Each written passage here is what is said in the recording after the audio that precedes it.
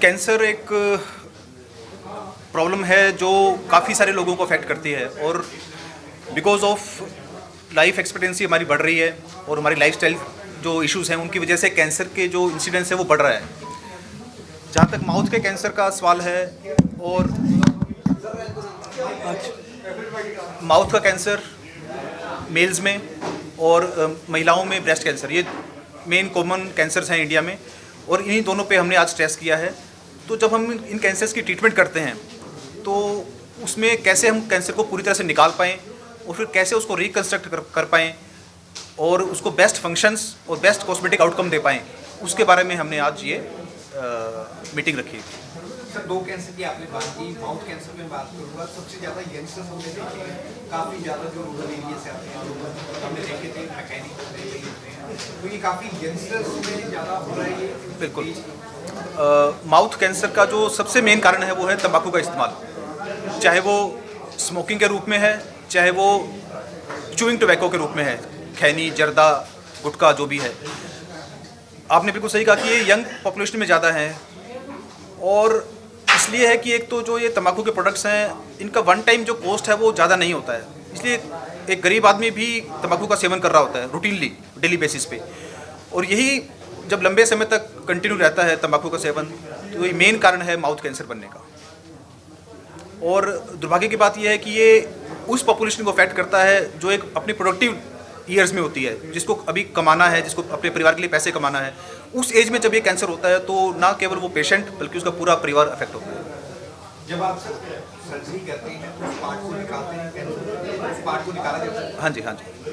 तो most commonly अगर mouth में देखें हम तो टंग एक ऐसी साइट है जिसमें सबसे ज़्यादा कैंसर होते हैं, या हमारी चीक जो है, गाल जो अंदर का हिस्सा है।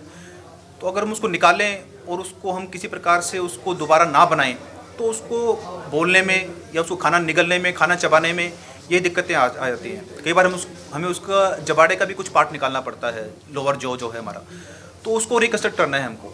तो उसमें हमें हड्डी को भी दोबारा जोड़ना है और उस जो गड्ढा बन गया है उसको भी किसी मांस के टिश्यू से उसको फिलअप करना है।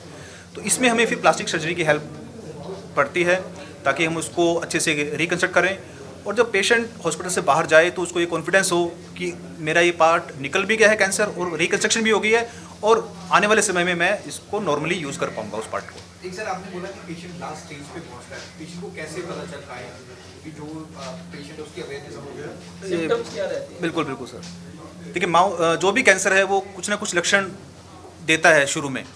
तो अगर हम मुँह के कैंसर की बात करें तो कोई भी छाला जो है 2 सप्ताह तक अगर एक ही जगह पे छाला है और वो ठीक नहीं हो रहा है विदिन 2 वीक्स, तो हमें उसको फर्दर चेकअप की या टेस्ट करने की ज़रूरत है। क्योंकि आमतौर पर जो छाले होते हैं कोई जो बदहजमी की वजह से या किसी भी पेट की खराबी की वजह से होता है वो अपनी जगह बदल लेते हैं, एक जगह ठीक हुआ दूसरी जगह हो गया, वो नहीं। अगर एक ही जगह पे छाला है और वो 2 सप्ताह तक ठीक नहीं हो रहा है तो उसको चेक करवाने की ज़रूरत है। कोई भी एबनॉर्मल गांठ बन गई है मुँह के अंदर है या हमारे गले में कोई गांठ बन गई है जिसको लिम्फ नोड की स्वेलिंग बोलते हैं, आवाज़ का बदल जाना, खाना निगलने में दिक्कत होना, तो ये कुछ कैंसर हैं जो हेड एंड नेक कैंसर्स के लिए हैं। ब्रेस्ट में महिला को कोई नई गांठ कोई महसूस हो रही है ऐसी, वो एक कैंसर का लक्षण हो सकती है। या कोई एबनॉर्मल ब्लीडिंग, चाहे वो पेशाब के रास्ते है, लैट्रिन के रास्ते है, ये भी कैंसर के लक्षण हो सकते हैं। ये सब लाइफस्टाइल और पीछे से होता है, कैसे होता है? अगर किसी को शुगर जो है, देखिए सभी कैंसर्स में से करीबन 15% के करीब कैंसर ऐसे होते हैं जिनमें जेनेटिक्स का रोल है, अदरवाइज बाकी सभी कैंसर जो हैं वो नए बनते हैं कैंसर और बिल्कुल वो हमारी लाइफस्टाइल से एसोसिएटेड रहते हैं। सबसे बड़े एग्जांपल्स हैं tobacco use and alcohol use. ये दोनों हमें पता है कि ये कैंसर करते हैं, फिर भी लोग उनसे परहेज नहीं रख पाते हैं, तो ऑब्वियसली हमारी लाइफस्टाइल से एसोसिएटेड है। और तीसरा जो सबसे बड़ा कारण है जो इक्विवेलेंट टू स्मोकिंग होता जा रहा है आजकल, वो है ओबेसिटी, मोटापा। मोटापे की वजह से breast cancer, colon cancer, liver cancer, pancreas cancer, ये सभी कैंसर जो हैं वो मोटे लोगों में होने के चांसेस ज़्यादा होते हैं। तो ये सभी चीज़ें हमारी लाइफस्टाइल से ही एसोसिएटेड हैं। प्रिकॉशन सर, जो कारण है उससे बचना है हमको, अपने खाने पीने का ध्यान रखना है, अपनी आदतों का ध्यान रखना है और हमें आइडियल अपना बॉडी वेट मेंटेन रखना है, चाहे वो डाइट के थ्रू है, रेगुलर फिजिकल एक्टिविटी के थ्रू है। इन सब चीज़ों से ही हम उसको कंट्रोल कर पाते हैं और अगर कोई लक्षण आता है तो उसको इग्नोर नहीं करना है, उसकी जांच करवानी है। ओके, आगे सर प्लास्टिक सर्जरी का आपने जैसे बताया कि बहुत बड़ा मेजर रोल है उसको शेप में दोबारा लाना, जब कैंसर को निकाल दिया जाता है तो किस तरह से आप काम करते हैं और कैसे पेशेंट को नई जिंदगी देते हैं? जैसे हम अभी तक बात करते आए हैं कि प्लास्टिक सर्जन का रोल तो तब शुरू होता है जब ऑन्को सर्जन उस कैंसर को निकाल देता है। तो हमारे यहाँ पर ऐसे है कि जो हमारी ऑन्को टीम, जैसे डॉक्टर राजन साहू हैं, ये किसी पेशेंट को देखते हैं और जहाँ इन्हें लगता है कि इसमें रिकन्स्ट्रक्शन की ज़रूरत पड़ेगी तो हम दोनों उस पेशेंट को पहले ऑपरेशन से पहले ही मिलकर इकट्ठे देखते हैं और ये मुझे आइडिया दे देते हैं कि इसमें ये चीज़ का लॉस होने वाला है। फिर हम पेशेंट के साथ डिस्कस करते हैं कि हम आपका ये मास्क कहाँ से ले सकते हैं, कहाँ आपके यहाँ स्पेयर पार्ट है जिसको हम कहीं और लगा सकते हैं, और ये सारी बातें पेशेंट के साथ पहले निश्चित कर फिर हम थिएटर में जाते हैं और फिर उसको रिकन्स्ट्रक्ट करते हैं। तो पेशेंट के साथ हमारा जो मिलन ऑपरेशन से पहले जॉइंट टीम का, वो बहुत ज़रूरी है।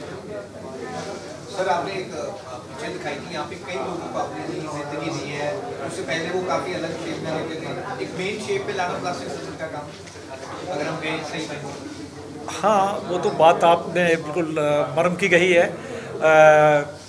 मैं कहना नहीं चाहता ऐसे, बट डॉक्टर साहब को मजबूरी में वो हिस्सा निकालना पड़ता है, बट कोई बात नहीं, हम हैं ना। It's a team work. It's a team work.